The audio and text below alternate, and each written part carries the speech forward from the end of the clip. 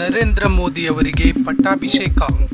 3ನೇ ಬಾರಿಗೆ ನರೇಂದ್ರ ಮೋದಿ ದೇಶದ ಪ್ರಧಾನಿಯಾಗಿ ಪ್ರಮಾಣ ವಚನ ಸ್ವೀಕಾರ.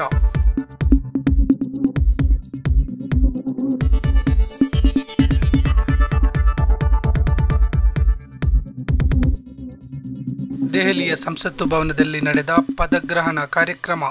ಎನ್ಡಿಎ ಒಕ್ಕೂಟದ ಒಮ್ಮತದ ಅಭ್ಯರ್ಥಿಯಾಗಿ ನರೇಂದ್ರ ಮೋದಿ ಆಯ್ಕೆ.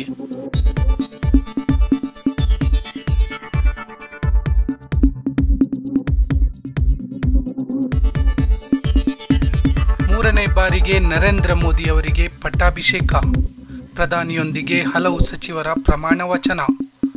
ಮೋದಿ ಸಂಪುಟದಲ್ಲಿ ಮೈತ್ರಿ ಪಕ್ಷಗಳಿಗೆ ಸಚಿವ ಸ್ಥಾನ.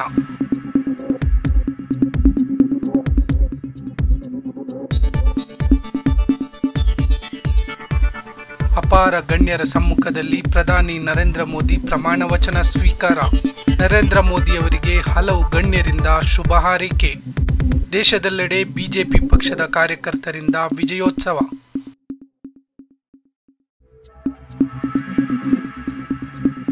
ಸಚಿವ ಸಂಪುಟದಲ್ಲಿ ರಾಜ್ಯದ ಮಾಜಿ ಮುಖ್ಯಮಂತ್ರಿ ಎಚ್.ಡಿ. ಕುಮಾರಸ್ವಾಮಿಗೆ ಸಚಿವ ಸ್ಥಾನ.